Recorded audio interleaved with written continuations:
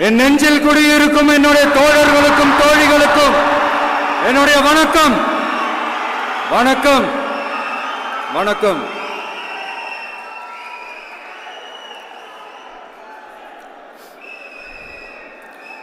கதறல் சத்தம்லாம் எப்படி இருக்கு?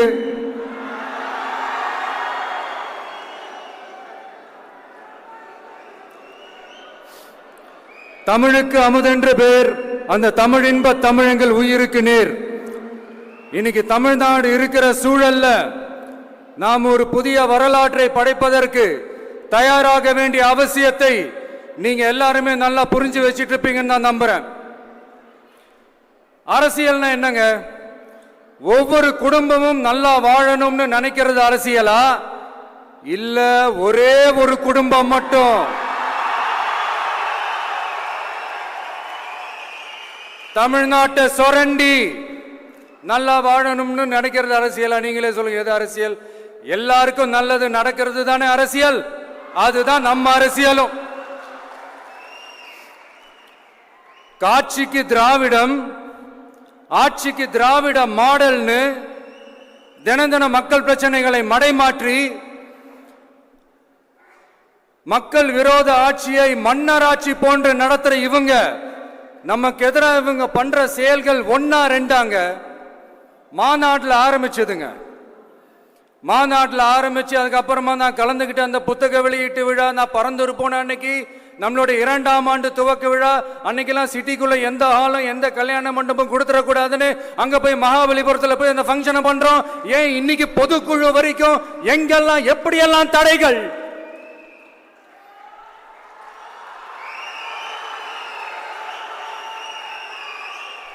ஆனா அத்தனை தடைகளையும் தாண்டி நம்மளுடைய தோழர்கள் சந்திப்பு நிகழ்ச்சிகள், மக்கள் சந்திப்பு நிகழ்ச்சிகள் தொடர்ந்து நடந்துகிட்டு தான் இருக்கும். அது தொடர்ந்து நடக்கும்.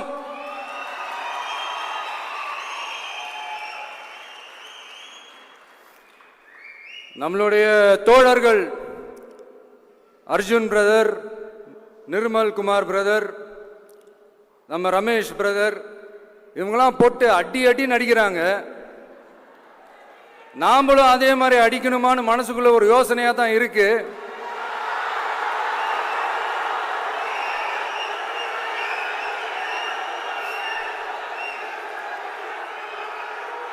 ரைட்.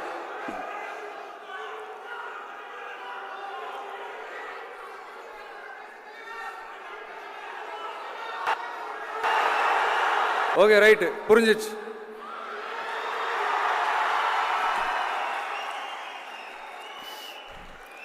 மாண்புமிகு மன்னராட்சி முதல்வர் அவர்களே,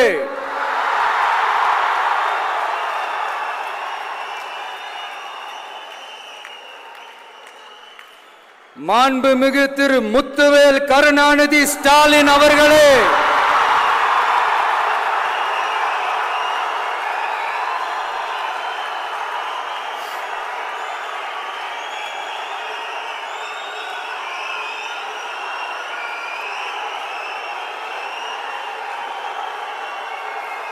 பேரை மட்டும் வீராப்பா சொன்ன பத்தாதவர்களே,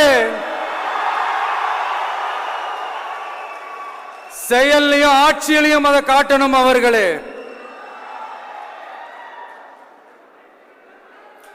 ஒன்றியத்தில் பாஜக ஆட்சியை ஒரு பாசிச ஆட்சின்னு அடிக்கடி அறைகூவல் விடுத்துவிட்டு இங்க நீங்க பண்ற ஆட்சி மட்டும் என்னவா? அதுக்கு கொஞ்சம் கூட குறைவில்லாத அதே பாசிச ஆட்சி தானே. ஒரு கட்சி தலைவனா ஜனநாயக முறைப்படி என் கழக தோழர்களையும் என் நாட்டு மக்களையும் பார்க்கறதுக்கோ சந்திக்கிறதுக்கோ தடை போடுறதுக்கு நீங்க யாருங்க?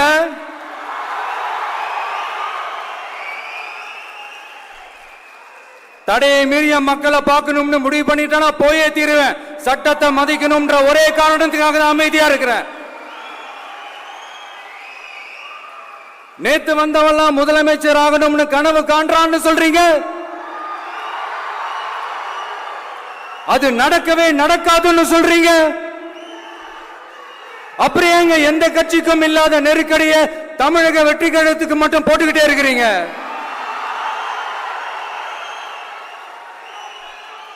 அணை போட்டு ஆத்த வேணும்னா தடுக்கலாம், காத்த தடுக்க முடியாது.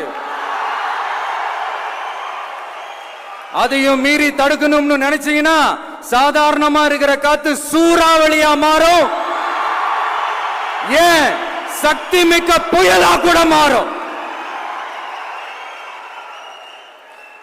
எனது அருமை தமிழக வெற்றி கழக தோழர்களே, நான் மாநாட்டில் ஒரு விஷயத்தை ரொம்ப வலியுறுத்தி சொன்னேன். அதே தான் இங்க நான் திரும்பவும் ரிப்பீட் பண்றேன். இந்த மண் பிளவுவாத சக்திகளுக்கு எதிரான மண், சகோதரத்துவ மண், சமய நல்லிணக்கத்தை பேணும் சமூக நீதிக்கான மண். இதை நம்ம பாதுகாத்தே தீரணும். உங்க எல்லாரையும் வேண்டி வேண்டி கேட்டுக்கிறேன். தமிழ்நாட்டிலிருந்து பல பகுதிகளிலிருந்து வர செய்திகள்லாம் கேட்கும் போது மன உளைச்சலையும் மன வேதனையும் தரதாகவே இருக்கு. சட்டம் ஒழுங்குன்னு ஒன்று இருக்கிறதாவே தெரியல. அதுக்கெல்லாம் இந்த கரப்ஷன் கபடதாரிகள் கவர்மெண்ட் தான் காரணம். இந்த நிலைமை மாறணும். அதுக்கு இருக்கிற ஒரே வழி, இங்க உண்மையான மக்களாட்சி மலரணும். அது வரணும்னா இவங்கள மாத்தணும்.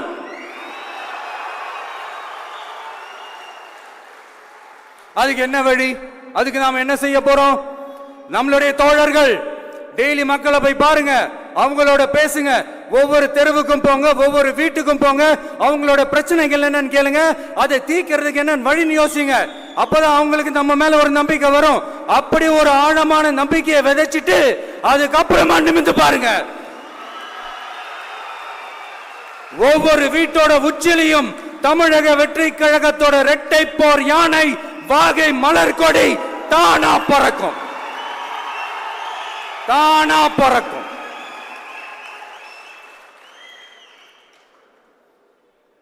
மாண்புமிகு மன்னராட்சி முதல்வர் அவர்களே, உங்க ஆட்சியை பத்தி கேள்வி கேட்டா மட்டும் ஏன் சார் உங்களுக்கு இவ்வளவு கோபம் வருது? நீங்க ஒழுங்கா ஆட்சி நடத்திருந்தீங்கன்னா பெண்கள் பாதுகாப்பு ஒழுங்கா இருந்திருக்கும், சட்டம் ஒழுங்கு சரியா இருந்திருக்கும். பச்சை பிள்ளைங்க, படிக்கிற பிள்ளைங்க, சின்ன பொண்ணுங்க, வீட்டில் இருக்கிற பொண்ணுங்க, வேலைக்கு போற பொண்ணுங்கன்னு இவங்க எல்லாருக்கும் நடக்கிற கொடுமைகளை சொல்ல முடியல சார்.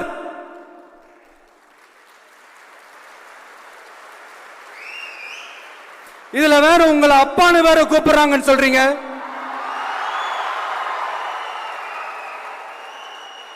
தினம் தினம் உங்களுடைய இந்த கொடுமைகளை அனுபவிச்சுட்டு இருக்கிற என்னுடைய சகோதரிகளான தமிழ்நாட்டு பெண்கள் தான் உங்களுடைய அரசியலுக்கு ஒரு முடிவு கட்ட போறாங்க, உங்களுடைய ஆட்சிக்கு ஒரு முடிவு கட்ட போறாங்க, உங்களுடைய இந்த அரசியல் வாழ்க்கைக்கு ஒரு முடிவு கட்ட போறாங்க.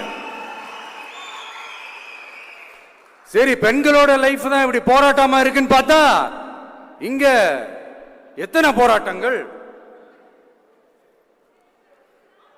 பரந்தூர் போராட்டம், அரசு ஊழியர்கள் ஆசிரியர்கள் போராட்டம், போதைப் பொருள் எதிர்ப்பு போராட்டம், வரி உயர்வு போராட்டம், மீனவர்கள் போராட்டம், போக்குவரத்து ஊழியர்கள் போராட்டம், சாதிவாரி கணக்கெடுப்பு போராட்டம், சாம்சங் தொழிலாளர்கள், டங்ஸ்டன், விவசாயிகள் போராட்டம், மின்கட்டண உயர்வு எதிர்ப்பு போராட்டம், இஸ்லாமிய அமைப்புகள், செவிலியர்கள், மருத்துவர்கள், இந்த மாதிரி போராட்டங்கள். இதெல்லாம் சும்மா சாம்பிள் தான்.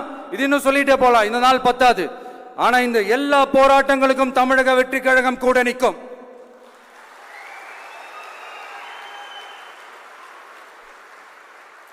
இங்க நீங்க தான் இப்படின்னா அங்க அவங்க யாரு? உங்க சீக்ரெட் ஓனர். அவங்க உங்களுக்கும் மேல மாண்புமிகு திரு மோடிஜி அவர்களே,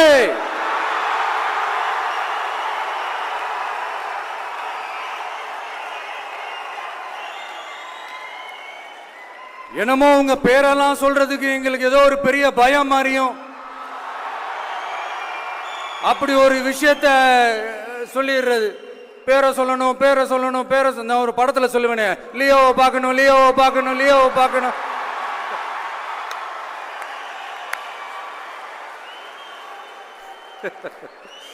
இல்ல இல்ல, சத்தியமா அப்படிதாங்க இருக்கு.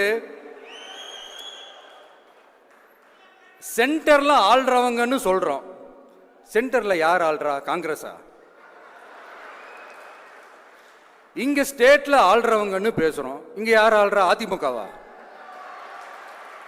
அப்புறம் என்ன பேரை சொல்லணும், பேரை சொல்லணும்? எனக்கு புரியலையே. நீங்க தானே கேட்டீங்க, வச்சுக்கோங்க.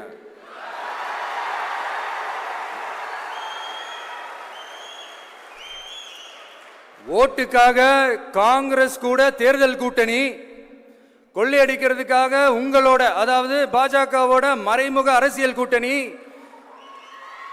இப்படி உங்க பேரை சொல்லியே மக்களை ஏமாத்துறதும் உங்க பேரை சொல்லியே மக்களை பயமுறுத்துறதும், இப்படி இந்த கரப்ஷன் கபடதாரிகளுக்கு மறைமுகமாக உதவும் உங்க அரசுக்கு ஏஞ்சி தமிழ்நாடு தமிழர்கள்னாலே அலர்ஜி.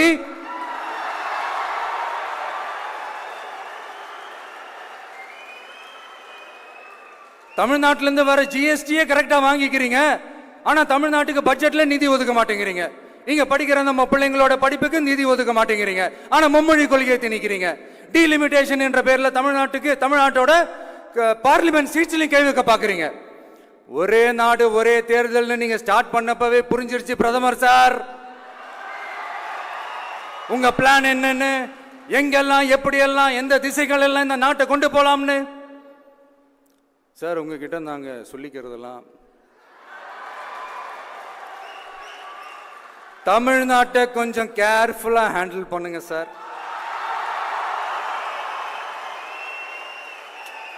ஏன்னா தமிழ்நாடு பல பேருக்கு தண்ணி காட்டின ஸ்டேட் சார், பல பேருக்கு தண்ணி காட்டின ஸ்டேட் சார். பார்த்து சார், பார்த்து செய்யுங்க சார், மறந்துடாதீங்க சார்.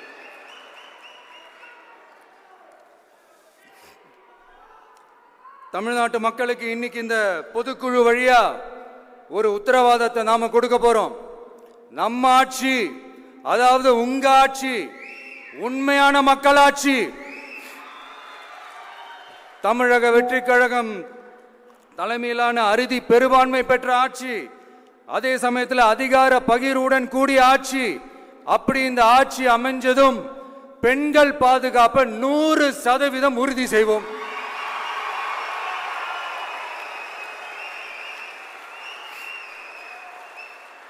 சட்டம் ஒழுங்கு ரொம்ப முறையா ஸ்ட்ரிக்டா வச்சிருப்போம். கல்வி, சுகாதாரம், மருத்துவம்னு அத்தனையிலையும் ரொம்பவே கவனம் செலுத்துவோம். அதுவும் எல்லாருக்கும் ஈஸியா ஈக்குவலா கிடைக்கிற மாதிரி செய்யறது தான் நம்ம டார்கெட்.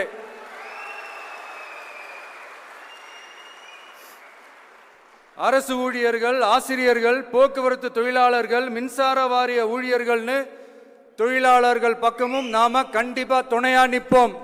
ஏன்னா நாம எப்பவுமே உழைக்கிறவங்க பக்கம்தான்.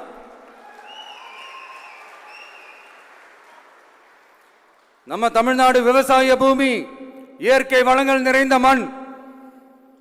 இந்த விவசாயத்துக்கும் இயற்கை வளங்களுக்கும் எதிரா எந்த விதமான ஒரு திட்டத்தையோ நடவடிக்கையோ கொண்டு வர்றதை எங்களால் ஏற்கவே முடியாது. எங்க மண்ணை மக்களை பாதிக்கிற மாதிரி திட்டங்களை தயவு செஞ்சு செயல்படுத்தாதீங்க, அதை நாங்கள் எதிர்க்கவே செய்வோம். தமிழ்நாட்டை எல்லா வகையிலும் பாதுகாக்க வேண்டியது எங்களுடைய உரிமை, கடமை, கொள்கை எல்லாமே. The fundamental strength of politics is uncompromising principles and ideologies. Periyar's social justice, Kamaraj's honest administration, Ambedkar's equal justice and equal opportunity, Velu Nachiyar's social inclusivity and communal harmony, Anjali Ammal's fighting for water resources were the reasons for choosing them as our party's ideologues and policy leaders. I would like to mention here with pride that we are the first political party to declare 2 historic women icons who are India's freedom fighters from Tamil Nadu as our party's ideologues and policy leaders. இப்படி ஒரு ஆழமான நம்பிக்கையுடன் வரும் 2026 தமிழ்நாடு சட்டமன்ற தேர்தலில் ஒரு மாபெரும் அரசியல் மாற்றத்தை கொண்டு வந்து மக்கள் சக்தியின் உதவியுடன் மக்கள் விரும்புகிற ஒரு நல்ல அரசை அமைப்பதில் உறுதியாக இருப்பதால்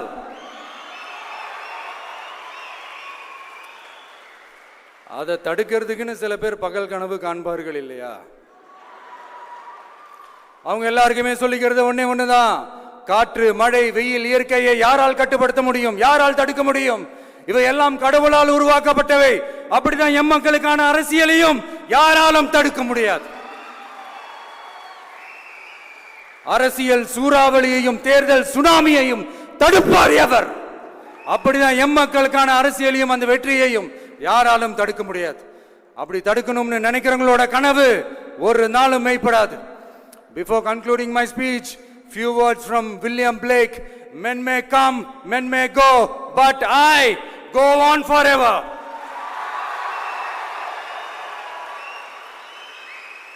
ஞாலம் கருதினும் கைகூடும் காலம் கருதி இடத்தார் செய்யின் ஏற்ற காலத்தையும் இடத்தையும் அறிந்து ஒரு செயலை செய்தால் பூவுலகம் முழுமையையும் வேண்டினாலும் அது கைவசப்படும் என்ற திருக்குறளுடன் என்னுடைய நன்றி உரையை நிறைவு செய்கிறேன். பார்த்துக்கிட்டே இருங்க. அடுத்த வருஷம் இதுவரைக்கும் தமிழ்நாடு சந்திக்காத ஒரு வித்தியாசமான ஒரு தேர்தலை சந்திக்கும்.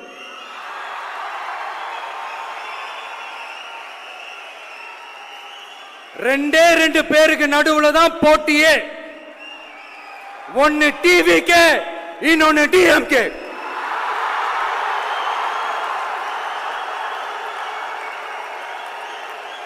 கான்பிடண்டா இருங்க, நல்லதே நடக்கும், வெற்றி நிச்சயம். மீண்டும் சந்திக்கும் வரை நன்றி, வணக்கம்.